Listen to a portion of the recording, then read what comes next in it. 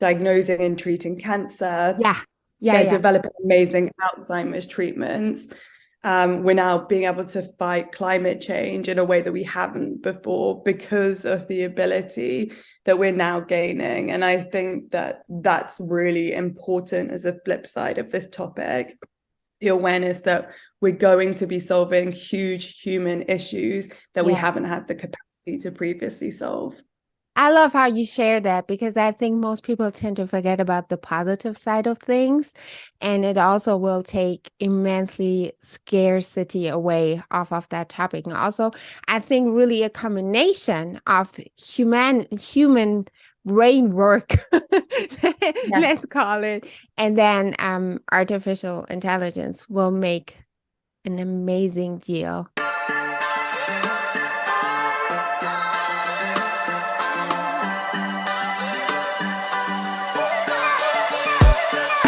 You're listening to the You Can and You Will show, a podcast that empowers female leaders, high achievers, female executives, and artists to be confident, to overcome their obstacles, and live that exceptional and successful career and life.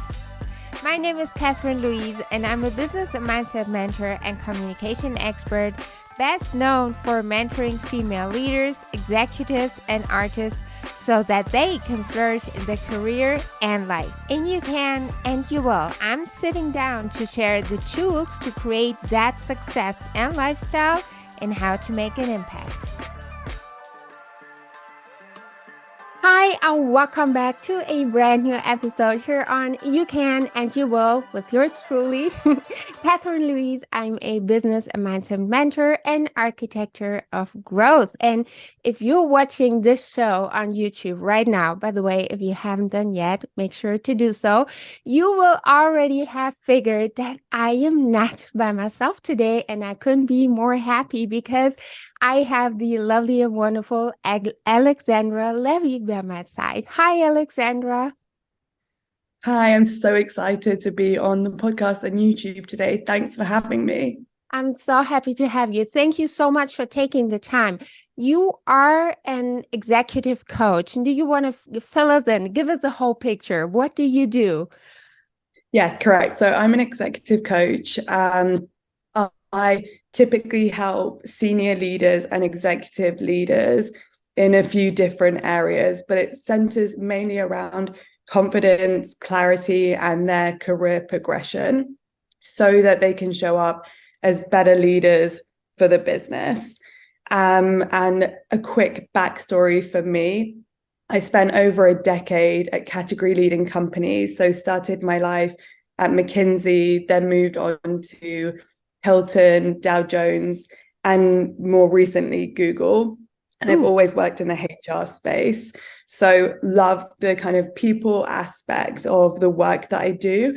And I think much like other people during the pandemic, I thought, what am I really good at and what gives me a lot of passion? And realized that it was the coaching part of my job that I was really good at that gave me passion. And throughout my years at these big corporate environments, what I was doing was I was helping leaders to build their teams, to turn someone from an average performer into a great performer. And so it felt like a natural step into coaching. So got qualified and then launched my coaching practice. So yeah, that's my story. I have to be honest right now. The only thing I wonder is like where you have those 10 years. You don't even look like that. You look so young. Like what can you tell me what cream you're using? Yes, I will do after the Your podcast. skincare must be pretty good. Okay, so I love that when I did my research on you, I really loved how you were coming from that very obviously corporate background. By the way, you're from the UK. We should say that, right? Yes. Yes. So, and especially Google. I mean, everybody knows about Google, and you come with such a pack load of experience. When we talked about what we want to talk about today, you immediately said AI and how it would affect leadership. And I was so excited about this topic because the thing is, ever since AI has sort of like popped up, when really it didn't really pop up because it has been in the game for a bit, but just to like the broad public, I believe. And with it comes so many opinions because it seems like society is almost split, like divided. Like one part is saying, well, it's such a blessing, it's going to make so much life so much more easy, when the other, huge part is saying, oh, we should be careful. We don't even know what we're dealing with right now. And from my personal experience, I have to say, when I signed up for ChatGPT,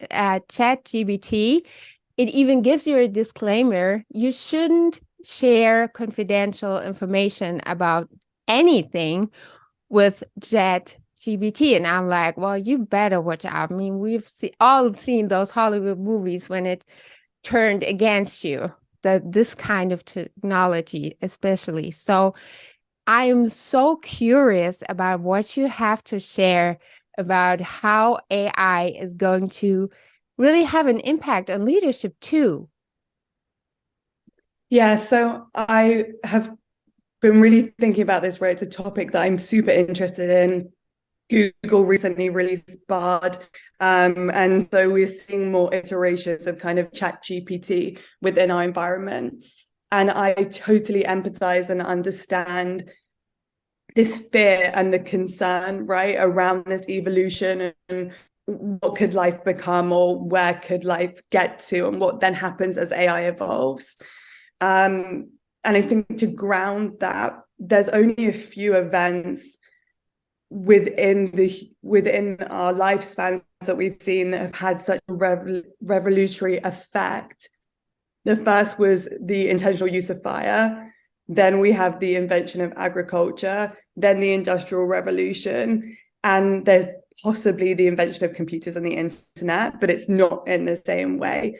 And I think the invention of the internet was within my lifetime. And I remember, well, dial-up, I should say. And I remember that change within my household really vividly. Yes. And there was lots of noise and lots of questions there. So we're now saying that artificial intelligence is going to tower over all of those achievements. So there's a great empathy and understanding as to why people might feel this way. And just to signpost a few kind of thought leaders in this space that are worth looking at and reading the work that they're talking about to gain more knowledge so that you can formulate a broader opinion. Tim Urban wrote an article, Wait But Why, around artificial intelligence and talking about how it's one of the most important topics for our future. And then we have an AI professor, Roman Yampelinsky, believing that the design of human-level AI is going to be the most impactful event in the history of mankind. And so they're two people that are worth signposting and really looking into how they're speaking about this topic, because I believe, much like other topics, the more knowledge that we have, the more power that we gain. Yes. And then we can really formulate our opinions, rather than the kind of bury our head in the sands and hope it goes away. It's better, like, knowledge is power. So it's better to gain that knowledge. Also because it's not going to go away. I think that this kind of technology, artificial intelligence, that had to come up at some stage. I just think most of us would have not expected it that soon, quote unquote. And it was to be expected, to be quite honest. And I 100% agree with you saying that, knowledge is power, especially when it comes to that. But since I truly believe that kind of intelligence, that robot movie with Will Smith? Yes. I have to say, unfortunately, I always have that in the back of my mind. I bet so many people as well. But we're not talking about robots, unfortunately. But what I'm saying is, like, also experience will make a great deal when it comes to that. Yeah, I agree. And I think that it's worth also signposting some great things that AI is now changing, right? And we can see that we've got IBM Watson's AI system, which is helping with diagnosing and treating cancer. Yeah. They're developing amazing Alzheimer's treatments. We're now being able to fight climate change in a way that we haven't before because of the ability that we're now gaining. And I think that that's really important as a flip side of this topic, the awareness that we're going to be solving huge human issues that we haven't had the capacity to previously solve. I love how you share that because I think most people tend to forget about the positive side of things. And it also will take immensely scarcity away off of that topic. And also, I think really a combination of human brain work, let's call it, and then artificial intelligence will make an amazing deal. It will improve our world. I just have to believe in that. So, how do you feel? Because I'm really curious about that. How do you feel will AI really impact leadership and how, especially?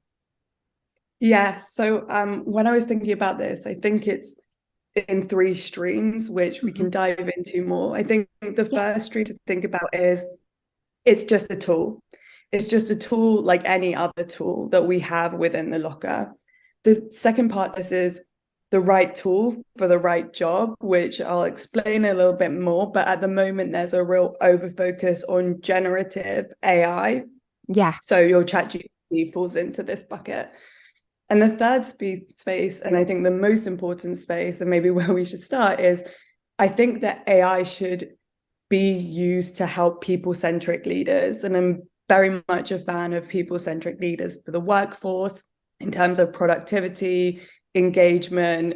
It helps with profit at the end of the day when you have more engaged, highly performing employees. And so I can see AI, if it's effectively well used within companies, really helping in those three strands and those three areas specifically. And if we dive into maybe the tools a bit more, I think the main thing that I see here with tools and leadership is we always use a tool for a problem, whether it's we need a coffee, we use our coffee machine, right? We use That's a good one. So the question is then, what are we trying to solve? Yes. And within AI, the things that we can see right now is automation. So the automation of tasks for leaders will be huge. I'm sure within the work that you do, you have probably many leaders who are saying, I'm working in the business all the time and I have no free time to think about strategic work, and I feel like I'm fighting fires all the time. True. So the automation is going to allow us to do various things within the business, such as calendars, such as content writing, etc., which will enable the leaders then to be able to focus on their main tasks. And I think if we look broadly in the environment, right, what could that look like in businesses? And I think one business I came across recently was Miso Robotics, which are actually, they're kind of flipping burgers automatically. And now they're finding a drinks dispensary way of you can buy the drink automatically gets dispensed, it integrates with a point of sale, and then it's given to the customer. There's things like this, right? We're gonna, yes, there might be a fear there, maybe automating out jobs. But I think when we think about the corporate space specifically, we will be automating out tasks in which they're not the right tasks for leaders to be spending their time on, and we're not getting the most value out of our leaders if our leaders spend time on those tasks. So I think that's one key area. Yeah, but when we talk about writing content, because that has been a huge buzz, and I myself see it too when we're talking about social media, for instance, because most of our social media tools that we're using currently offer AI services as in writing content. One tool that we use even uses it for Instagram or Facebook, or it even differentiates the social media platforms. And I so understand and feel, because I know my clients struggle with that a lot too when it comes to, spending too much time on tasks they probably shouldn't. But is there also a possibility, especially when we talk about writing content, on taking jobs away? Is that Yeah. something you would see as a possibility? So I don't see a future where jobs will be taken away. And the reason why I don't see this, and I think this fits into the human-centric leadership part, is AI has been built to be an objective tool where it gets the inputs, right? It gets our prompts. For example, ChatGPT, right? We're putting in a prompt and then it's giving us a response. AI has not been built to be able to be emotion-led or understand emotions. So if you ever play with ChatGPT and you say, please, can you tell me what you think about or how you feel about this piece of content that I've just written, it will tell you it can't, because it hasn't been built like that, and that's not the purpose of it. And I think one important key here, with especially the content piece, and obviously there's other pieces that this could expand to, is there's a human element that is always needed. The reason why content or copy captures someone's attention is because they feel empathy, they feel a connection to someone, they feel relatability, they feel like someone understands them. Now, it's not to say, right, we're seeing the first versions of these things. Who knows how they're going to grow out and how they're going to change? We couldn't have predicted how the iPhone was going to change over time. So it's impossible for me to sit here and be 100%. But I think that if the same boundaries and parameters continue to be placed around AI, there shouldn't be that. There will be an automation, but I don't believe that there will be a huge change in jobs. I think that there will be people who will be able to be more effective and efficient. And something here that I found actually really interesting in my research in this space recently was how it could help neurodivergent people in the workplace, or people with accessibility issues, for example, or people with and I think that's an interesting spin, right? How do we get everyone onto a fair level playing field so that everyone can experience the same advantages? And I think that's a nice counterbalance to these thoughts. I like how you say counterbalance, because where there is light, there is dark. There's always something, but we really have to figure out how we can make the best usage out of that. Because as we just spoke about, how it will be such a tremendous help in really saving lives in the medical field.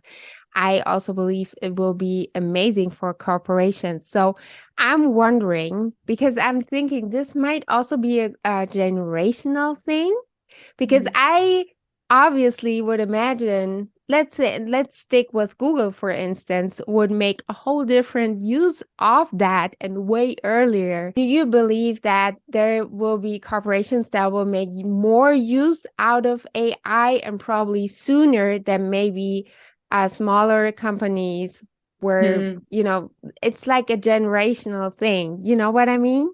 Yes, yeah. Okay, so I heard a very long time ago that it could take up to a decade for people to adopt a new way of being or technology.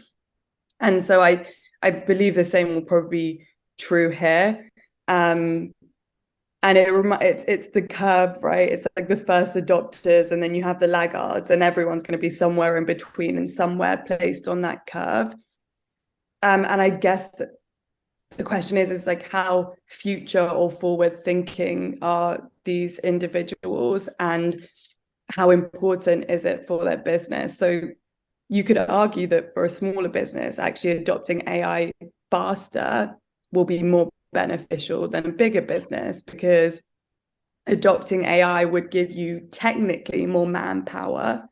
And one of the biggest problems that AI can solve is insights from data. And what I mean by this is you can gather and understand consumer buying habits, and then you will be able to, from there, understand what products you should be selling or how you should be selling them in the market. And so for a smaller business, that's even more valuable Yeah. when you have a potentially smaller set of clients. And there's many businesses that are crunching the numbers financially from or the data from an AI sense. And one of these is Alpha Sense, if anyone is listening and interested in looking into them, but they're doing it from an investment standpoint.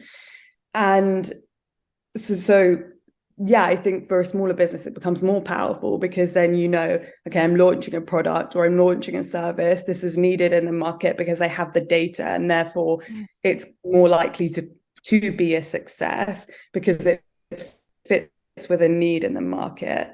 Now, if you're kind of an older business and more established, you still need that data. You still need those insights in order to make your business run and make your business be successful. So yes, probably the bigger companies will start first and will use it. But I would think perhaps it's the smaller size companies that should be actually the first ones to grab it and run with it. Well, it's going to give them a head jump, sort of, right? Because they Yes. suddenly have access to so much more data, which will be beneficial at the end. I love that very much. And I think it is so important, I believe, because of everything going on the past 3 years, right? We already had to sort of go so much more into everything online, everything digital. That's just what the situation has forced us to do. And now here we go, even having more of that. But I believe it is just really a kind of almost educational thing to understand how you can use it best, because it can provide so much value for you and your business. And I believe, like, is there a course out there?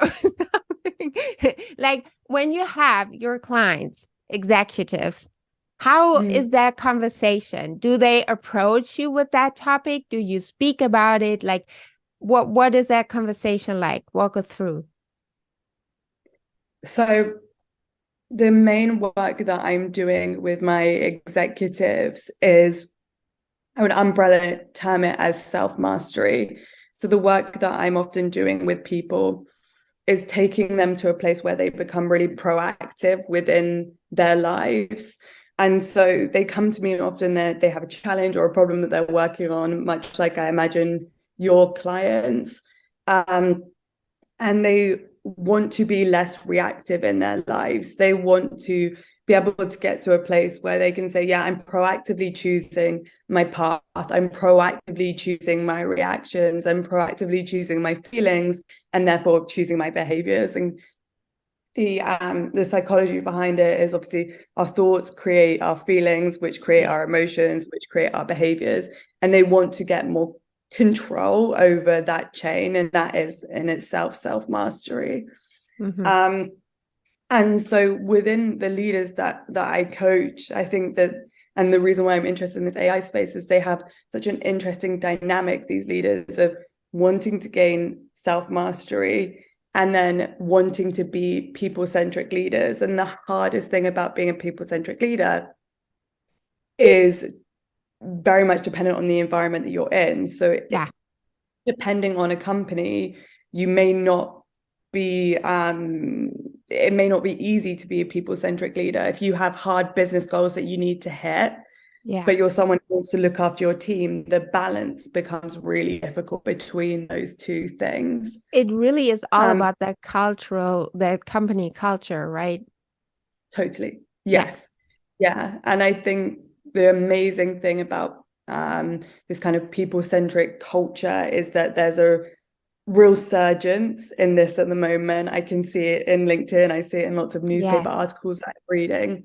There's a desire now. I think that speaks to the pandemic, that there has been such a shift in terms of how we want to interact with each other, how we want to build community with each other, how we want to feel every day in our lives, how we want to feel about our work. And so this is why it's an interesting intersection with AI and people-centric leaders, because I believe that AI will give the space to lean more into becoming people-centric leaders. Interesting. How so? How do you believe will that happen? So I think if we take the examples of the fact that we'll have kind of more automation and more insights from data, that's going to give leaders the ability to understand where their focus should be and have the time capacity to put their focus on those areas in a way that they haven't done before. So let's say we take a big chunk of someone's work, right, and give it to AI, it gets automated out or gets done through that way, or thinking can get done through AI tools and whichever you use. This is going to give leaders more time to personalize their communication with employees, stakeholders, their partners.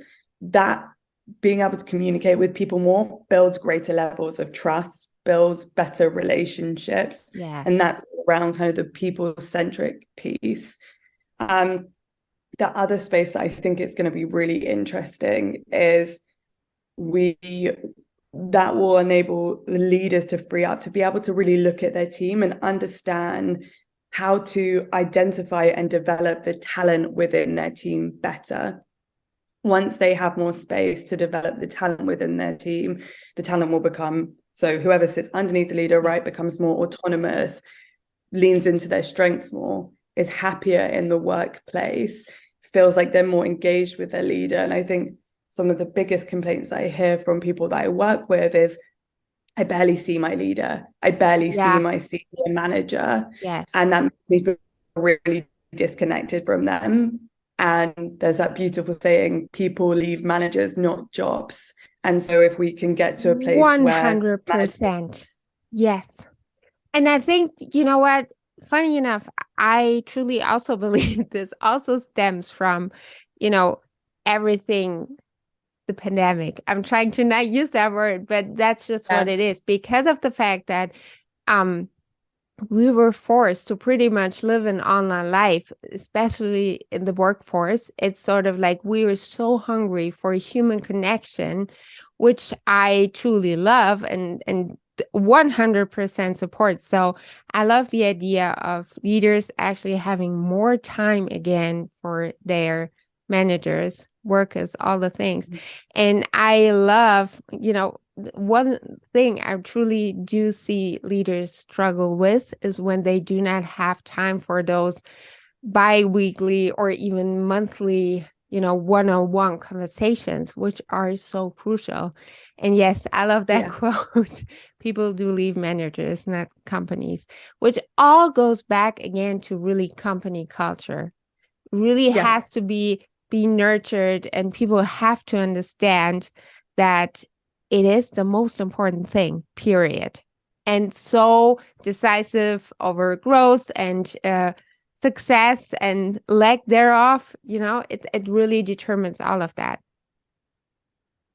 Yeah, I agree. And I think that it's an area which is so difficult because we see female leaders come into the workplace who may be people-centric, and if they don't hit the numbers or their targets as quickly as they should do, they're often asked to leave the business.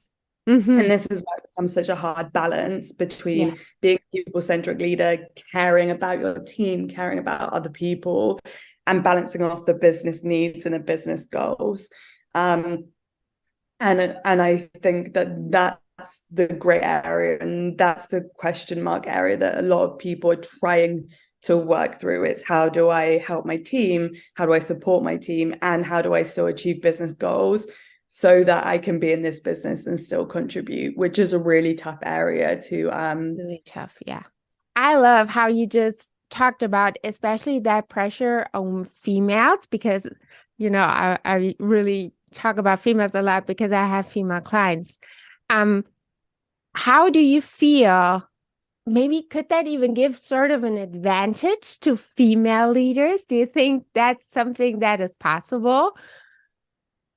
Yeah, absolutely. I do. I think that we've gone through many decades of females being told to be a certain way within the workplace or just generally in society, right?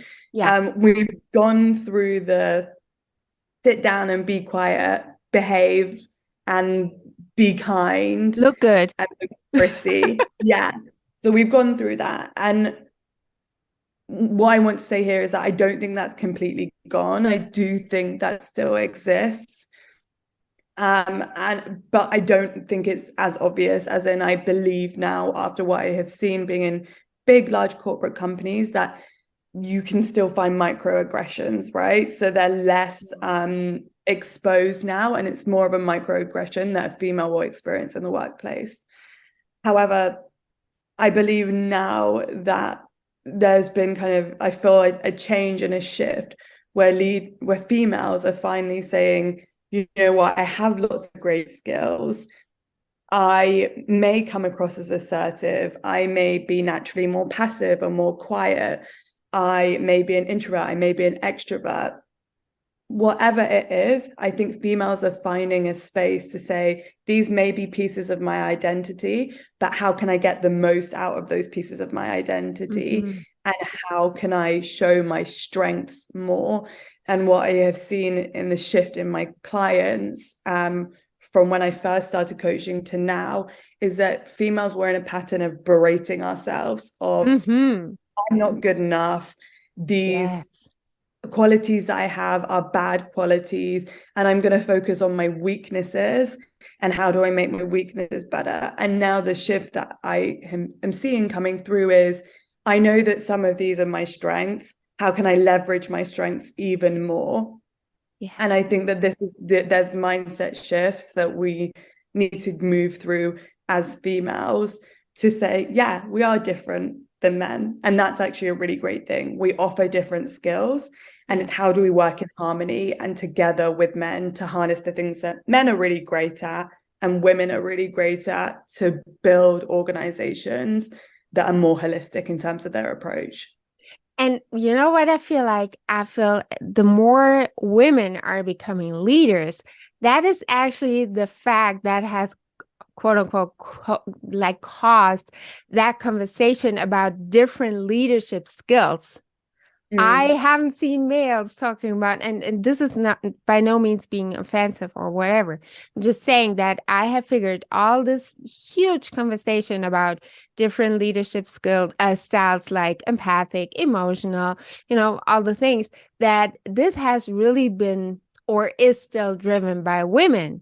And so it only makes sense to really understand the value of the different talents, the different leadership skills, and also just really understanding that it should be both and female and not either or, right? It really should be balanced, as you said. And I love how really AI is going to get in the picture of that, because I do believe it will be quite beneficial.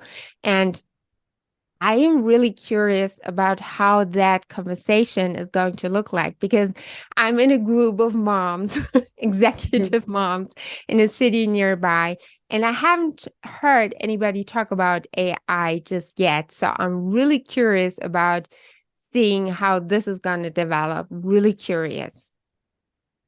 Yeah, I think it will be an interesting space. And the truth is that it's very much still unfolding, right? We have an idea of how big it's going to be and how much it may change certain pockets of society, but we can't be sure where it's going to impact or what it's going to impact yet.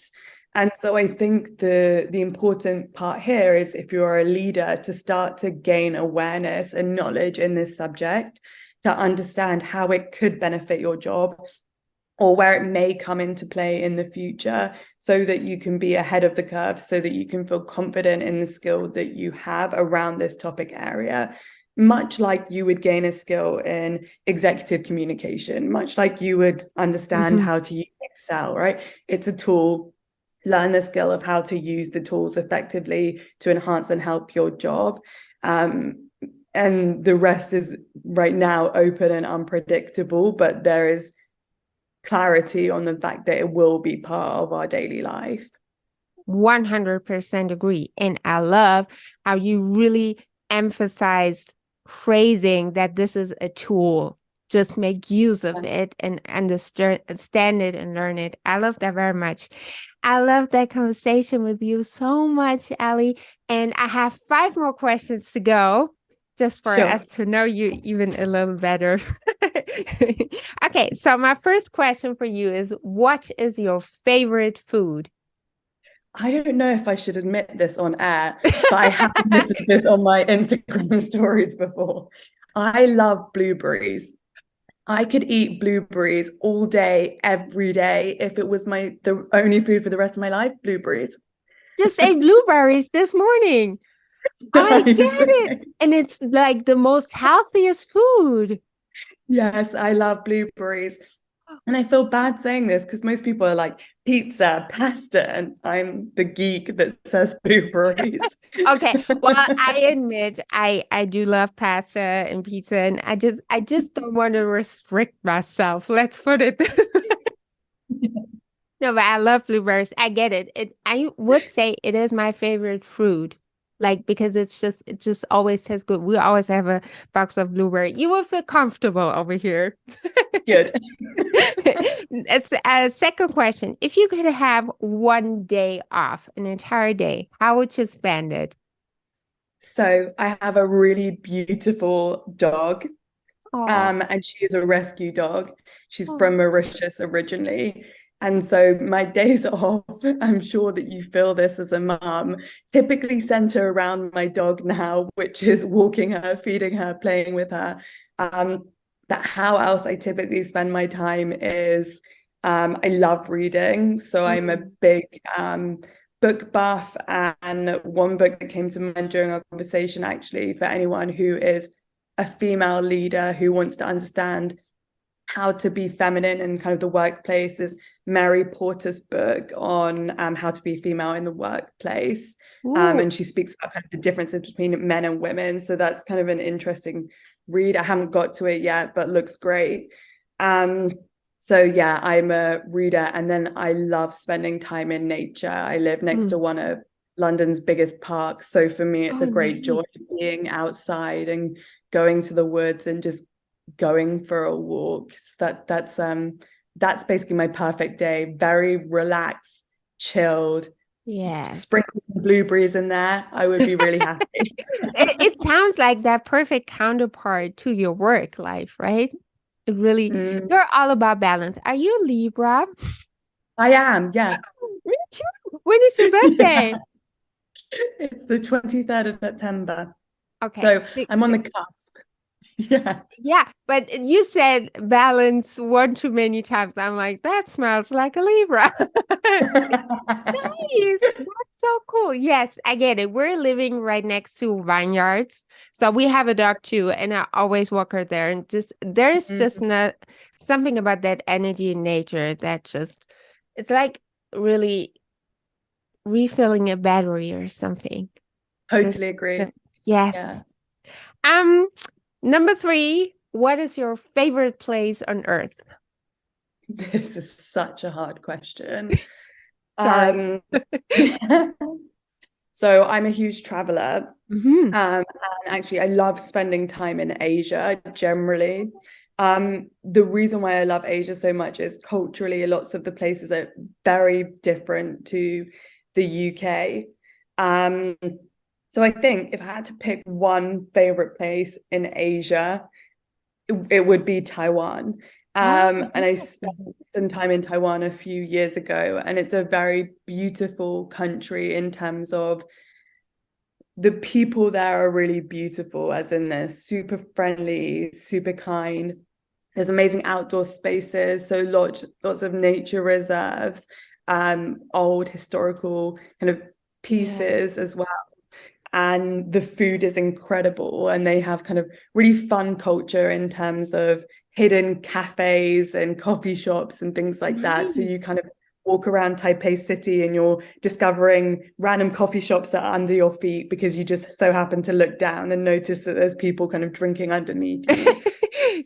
So Funny. it's really fascinating from that point of view. But I think there's been a lot of places I've traveled to that have been really beautiful, and I and someone who loves culture, really loves human beings. Oh. So my list on this front is very long. We could probably do a whole podcast on this.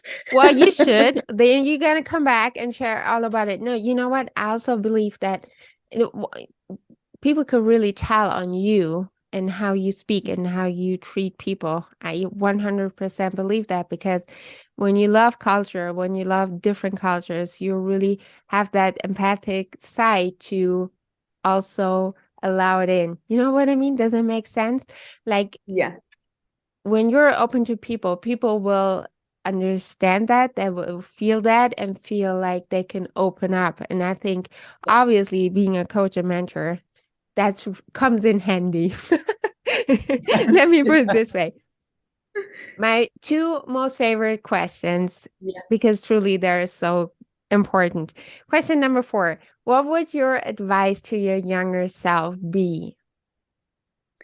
So my advice would be, don't be afraid to burn it all down and start again, which may Ooh, feel like really strong advice. What I mean yes. by this is, um, depending on what country you're in, and I think most countries obviously work the same, our schooling systems make us choose what feels like our future at a very Mm-hmm. young age. So in the UK, my future was more or less selected for me at 16 and then partially again at 18. But once you sign on to go to university, you feel like you're signing of kind of the dotted line to your future job and the future path that you should go down. Um, and so I was lucky because I did a broad degree, which was international business and management. But I Smart. still felt within that I was always leaning to a specific angle. And even though it was a natural evolution from me going from kind of a people-centric position and role in human resources into coaching, it was still a pivot where I felt like I had to burn things down to be able to start Wow. again. And I that becomes harder, right? If you go to university and you've studied medicine, for example, and then you Oh, realize that yeah. you want to do something in a more commercial capacity. And I think that the thing that I've realized here with the don't be afraid to burn it down is that we're never really starting from scratch. We're always Mm-hmm. starting from our life experiences and our Yeah. transferable skills and the knowledge that we've gained or the knowledge that we've learned from other people who are in our environment. So trust, I think the main message is to really trust yourself that you actually have really incredible skills that will hold you and will help you in whatever the next iteration of your job or your career path is. But make the change, because there's nothing worse than staying in Oh, something because goodness. you're afraid or you're unlike, and that makes you unhappy, and life is too short to stay stuck. I love how you're saying that, because I think it is such a crucial message to put out there. Like, I have Yeah. 3 kids. I don't know how you would want to, quote unquote, force them in the school system to buckle down and decide what they want Yeah. to do for the rest of them, their lives. And this is why I encourage them to really be open and do what fulfills them, and then going from there. 2 things that really stood out to me was, one, you never start from scratch, even if it feels like. I think this is so important to understand, especially when you're like in a country like the US, where like that kind of education costs 6 figures most of the times. It's like, and then you basically start your adult life with a whole lot of debt. And then Yeah. really making a pivot takes extra courage. And really, I mean, university costs a whole lot of money in every country. So I love how you're saying that. I think it is so important. And I would love to know, what is your greatest source of inspiration? So this is a really hard question. And I bounce around on different topics. On my website, you'll see that one of my sources of inspirations is generally entrepreneurs and sports people. And um, my story, aside from my professional side personally, I overcame many challenges in my life. And I was experiencing what I would call kind of Groundhog Day. I couldn't see the wood from the trees. I was really stuck in a quite a dark place and had to do a lot of healing for myself. And one of the things I was really interested in during that time period, and still am, is sports players and entrepreneurs and their mindsets, and learning those mindsets helped me evolve. But on a personal level, my greatest source of inspirations are actually my grandparents. And the reason for this is my grandparents came to the UK. They lost everything. So my family background is, my heritage is mixed. I'm Dutch, Russian and Polish. And because of wars, etc., they had to leave the countries that they were from. And my grandparents very much took the mentality of, this is within our sphere of control. Okay, we may not have a house anymore, we might not have the community that we grew up with, but they had what's called an internal locus of control. An internal locus of control is like, I can control everything that I can, and like anything is achievable and possible. And so there were people who went from quite literally having nothing to building up successful careers for themselves. And my grandma was actually one of the first female buyers, I believe, for Harvey Nicks. So which is a big kind of fashion store in London, in Knightsbridge. And my granddad grew up some really amazing businesses. And so for me, it's that amazing kind of, they had this incredible mentality to not go into victim mode and saying, we've lost everything, poor us. But there was such a strong mentality to build up. And I think that's really beautiful. It's kind of the phoenix expression, right? Like, even if it's burnt all down, you rise from the ashes, which is very much what they did. And it's a huge source of inspiration. And one of the reasons why I felt secure and safe into moving away from my corporate job into a business, because I could see if they've done it, that gets the confidence to be able to do it for myself. I love that. That is such a precious message and important, because that kind of confidence, really coming from nothing, that's so big. I know that from my grandparents as well. I get it. Thank you so much for sharing all of this professional and also personal insight on you, Ali. Thank you so much for being on my show. Thank you for having me. It's been wonderful, and it's been a great show. So thank you. Thank you so much. And if people want to reach out to you, want to connect with you, we're going to put all of the infos down below, but do you want to also scream it out in the world? Where can people find you best? Sure. So you can find me on either my website, which is www.cognoscoaching.com. I'm also on LinkedIn, so feel free to connect with me there. And something that I think may be valuable to some of your audience is I'm launching a new program called Voice, which Voice is a 6-week program designed specifically for female senior leaders and executives who want to overcome self-doubt, to be able to find their voice, to be heard in any workplace situation. And I am super excited about this program because participants of my other coaching method have reported huge increases in their pay, in their confidence, in their ability to get promoted. And it's really been built to help female leaders become more effective leaders, get more buy-in and accelerate their career. So I started taking applications last week. I'm 4 weeks ahead of when it's going to be officially launched. Spaces are filling up, but if anyone is interested, you can find me on LinkedIn or via my website, and we'd love to talk to anyone about it a bit more. Yes, that sounds great. And as I said, I'm going to put all of the infos down below, so you can just go ahead and click on that. Thank you so much. Awesome. Thank you. Bye.